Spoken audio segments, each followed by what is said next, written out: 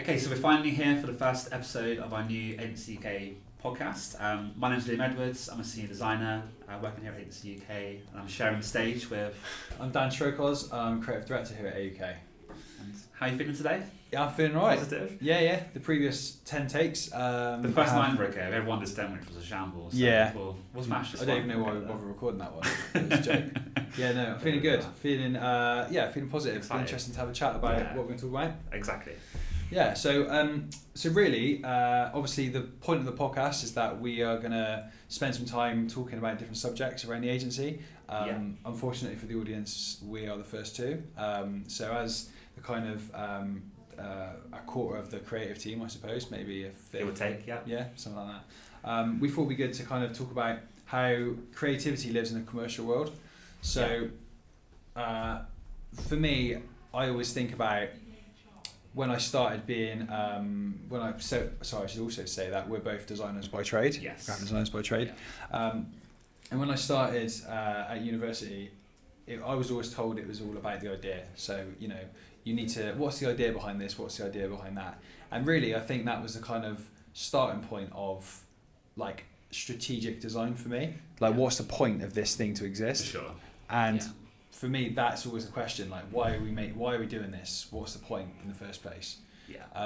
And in terms of like making it commercial, really it's like asking the question of what's the point for this thing to exist and how can it help a business or an organisation with their objectives. Why are we doing this? What's the purpose? And going beyond the kind of design trends and, the singular logo or a colour palette, those kind of things, and that goes beyond that and why a brand exists, what we're here for, what's the purpose, what's the meaningful difference that we try and achieve here at AgencyUK with a lot of brands we work with. And it's pushing it beyond the kind of screen, beyond a page, and making it much grander, much bigger than what it currently is, essentially, into this kind of more kind of branded totality. Absolutely, how people experience it, how they feel about that brand, what memories does it evoke, and does it make them... For sure. Just drive them to an action. And once you get into that element with the brands, you start to see that's where the growth comes from. If you're a kind of startup brand or a brand which wants to expand and grow quickly as well, that's how you can do that. I think is absolutely broader sense of your own brand. So I think one of the a question to ask really is, and to get your thoughts on, is like, what are the challenges of getting clients to invest in creativity? Yeah, it's a good question. I think part of that is definitely down to education, kind of budget as well, kind of comes into that. And it's our job to kind of help brands and companies and the individuals that work within these companies understand the value that proper brand strategy can have for the business and the potential for growth that can come with that. It's not just making some pretty posters for a campaign. It's what is the overall purpose of this? What are we doing it? Why are we doing it? And when you have that within an integrated agency like we are now today, where you have strategists, creatives, animators working together, the social media team's all here, you can give yourself a better chance of creating that totality of a brand and the whole brand experience and making that consistent the whole way through.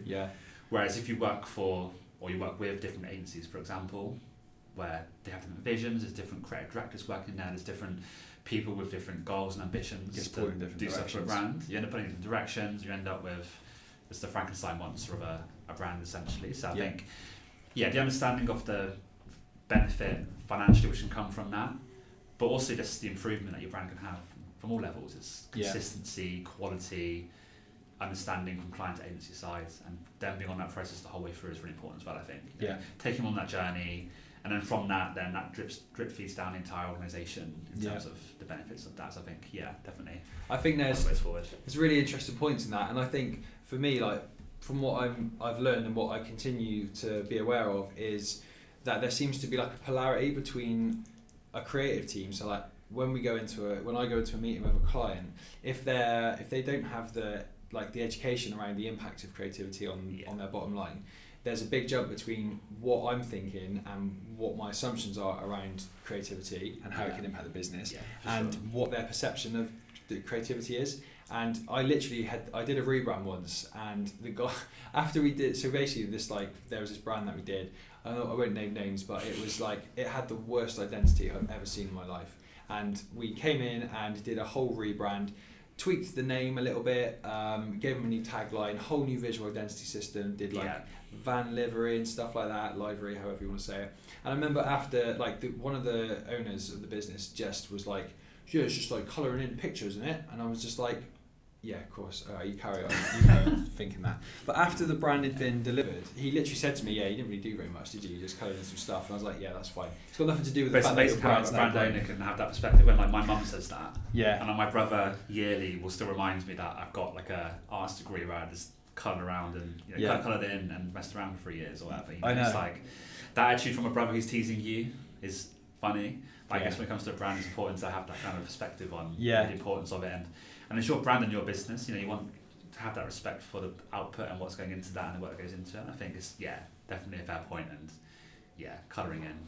Yeah, but I think for me, so from university when we were told about what's the idea behind the design, that's now evolved it into why should anyone care? And you hear people talk about like especially Mark Ritson, he's like a marketing guru. I'm sure everyone knows about him. He talks about like why should anyone give a shit about what you're doing, and it's a really good grounding thought to start with. And if you remind the client of that, basically, with all due respect, nobody cares about your brand. You might think they do, you might want them to, but actually they don't. Like this is where creativity comes in to create that like meaningful connection between 100%. Your organisation and the client. And you're competing with thousands, tens of thousands of other brands delivering the same or similar offering, a similar service. There's so many brands these days people can access at a click of a finger. Even like years ago where you was going to shop and it's a different kind of fish now where on the internet you can find anything that you want instantly. Yeah. So you've got to spend more time and effort to differentiate, to answer a consumer need or dive into insights to find out why, what is a consumer looking for that you can't already get on the shelf now or on an online store now. What is that special point of difference or, I think identifying what that target audience is too, whether that's through target audience or through market segmentation tools or whatever method you kind of want to use within that, there's different ways of doing it, is really important, and understanding their needs and their wants and their desires and answering that, and then you can kind of go into the specifics of it. But I think if you answer that first, that helps you A, differentiate, and then B, have a steer on where you want to go with your brands. From that comes a look and feel and the tone of voice and the personality and all these kind of things. Without that, you're just a look and feel, essentially. You just don't there's no reason for why you are the way you are. One thing I was, a way I described it to a client the other day was that branding is really about like really organising your thoughts around who you are and why you exist, and that ties in things around like your values and your purpose, which is something like, and your meaningful difference, something we'll talk about in a minute. But it's aligning all of those ducks, and then it's also identifying your target audiences, because you're going to have more than one usually, and then kind of deploying that message in a way that is compelling, that is true to your brand, true to your organisation and how you want to be perceived, but also is the most effective in terms of like connecting with that audience. And I think it's not like us and them, but it's useful to kind of break it out into like, this is why I exist and this is how I'm going to connect with this audience. And I think you give a good example of Finisterre of how helping brand how they identify their target audience, and then they build a whole feeling and that whole sort of environment. For sure, yeah. With Finisterre, it's like the actual identity is very simple. They've got a very simple word mark. It's not changed in years. They've got a very simple colour palette in terms of their website, how they obviously their fashion items have a variety of different styles depending on the seasons, and they'll have artists kind of do stuff. That's separate, but their actual like brand proposition and how they communicate to consumers, whether it's through social media or through video content, through events that they hold, in Bath. In Cornwall, there's always South events going on or different readings going on. We'd have artists coming, photographers coming, and they work with a lot of different people, and they create this idea of a world in which you can be part of. They bring you in. If you're not from the coast in Cornwall, then you can come to Bath and go into the shop and kind of feel like that's part of your life. And you can imagine yourself being there and being this kind of intrepid explorer. It makes you feel something, and it helps you to be, in this instance for fashion, it helps you to be kind of the person that you imagine in your head. So that other people perceive you in a certain way, which is all down to like kind of consumer desires and your insights and that kind of stuff which comes into it. In different categories, that's not so applicable, but I think within fashion in this instance, it's about what you want to be perceived as. Are you wearing, a biker jacket and plain black t-shirt like we are today? It's like, No. What designers wear black t-shirts all day?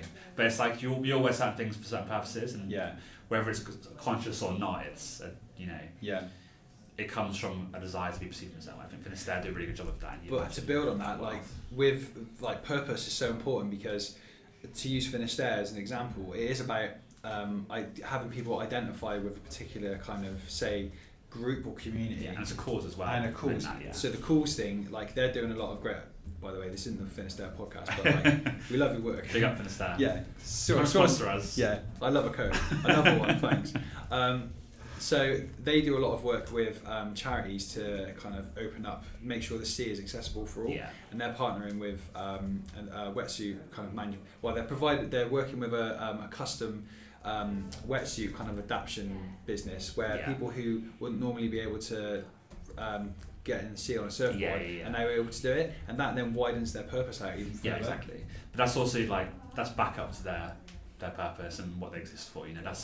That's proof of what they're doing, and people can get behind that, and it's further evidence, isn't it, about how they're as a brand. It's one thing having those goals and then doing it. It's something that helps elevate it again. Yeah. But it pushes it beyond being a fashion brand then. Yeah. It's a lifestyle thing. It's something which people, it's part of their lives. Yeah. Well, I think it's fair to say that we like Finisterre.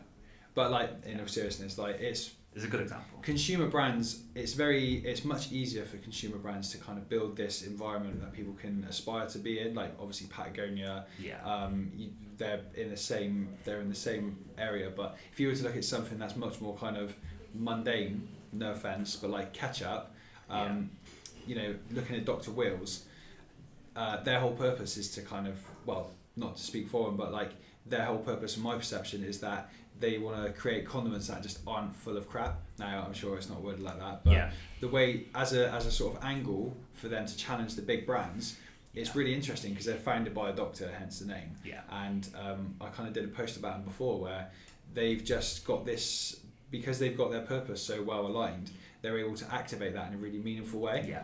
For sure. And it resonates with people. I've got a little boy. I don't want him to be. He unfortunately loves ketchup by the bucket. You love ketchup. I do love ketchup. Mayonnaise. I'm more of a mayonnaise. Ketchup sandwich.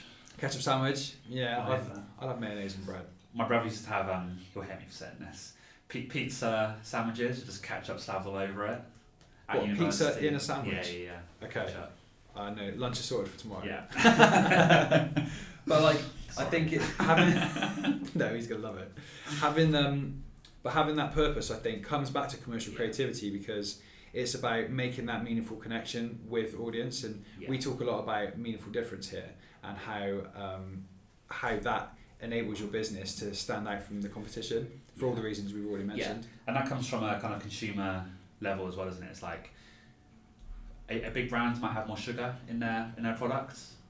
People don't want that anymore. People want to have more natural products. There's a gap in the market for that. We can fit that. Yeah. And come in here and slot in and be that brand people can resonate with, and fill that kind of void. Yeah. Which is nice. Amazing. So I suppose the last question really is how do we, in your mind, how do you think we effectively deliver on commercial creativity?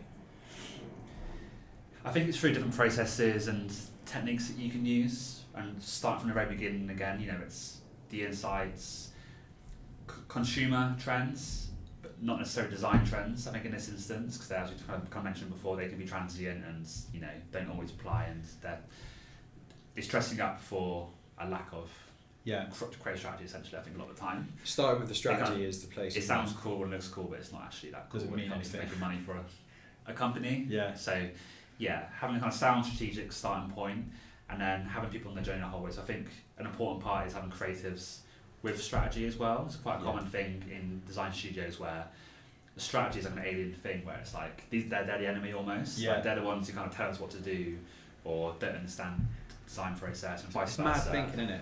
It's crazy, and I think having that internally where a designer can talk to the strategists and both learn from each other and help solve a problem, which is what our industry is. It's about solving problems at the end of the day, and I think having that kind of partnership internally and then having that drip through, it's the social teams that we work with, animators that we have here, the video guys and girls that work really hard and stuff. So I think it's having that foundation and then being almost like a partner with the client rather than a transactional relationship of helping them get to where they want to be. Yeah, I think it's really, really important. And just understanding the brand as a totality, I think, is the key part of that, and thinking of it from a more of a kind of bigger picture level, which is a bit of a overused phrase, big picture, but it's just like it kind of is though. What is the why are we here? Again, beyond the logo, beyond that kind of stuff, and what else are we doing here? Yeah. Why? Yes.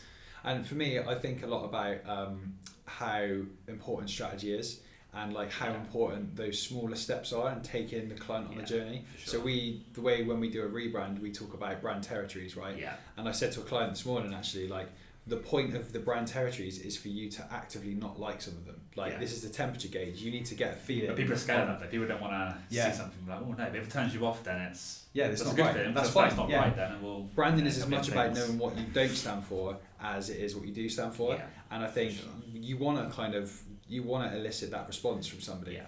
And I think those small steps, taking them on the journey from brand territory through to concepts, through to the more formulated brand brand guidelines, visual language and verbal language, and then bringing it to life. They feel like they're on the journey, and you've already done the hard work in terms of selling it in and the importance of it. But it's a platform, isn't it? It's kind of like the creative platform to, rocket ship off from and create stuff, basically. Absolutely. If you haven't got that platform to build from, then you're just making stuff for stuff's sake, basically, in the end. Yeah, and we don't need any more of that. No. Actually, a really good kind of end to the conversation, really. So I think, in summary, if you had to sum up commercial creativity in 30 seconds, how would you do it? That's a tough question. Putting me on the spot. I'm on the spot right now. Well, I started. This is all going so well as well. I know. Here I am. We're ending with pressure. For me, it's about starting with the nobody gives a shit. So why should someone care? How do we make them care? And using creativity to kind of deliver on that. That's what commercial creativity means for me. And it's using design as a tool to facilitate that, I think. Quite often creators get held up in themselves within making it look cool, making it fashionable, making it trendy, but making sure that the work that we're producing is financially viable and can commercially benefit the business, the kind of client that we're working for. Just making sure that that's top of mind the entire time. Yeah. And then that can drive the progress from there, essentially. So nice. Cool. And it wraps it up quite nicely. It does wrap it up quite nicely. Those 10 takes were worth it. Level 1 in a second, so yeah. No, all good. So the only final thing to say really is thanks for your time today. Thank you as well. As we said at the start, Pleasure. This is kind of the first in a series of podcasts that we'll be running with various members of the team and hopefully some clients as well. So don't forget to like, subscribe and follow the channel for our next exciting podcast. And we'll see you next time. Cheerio.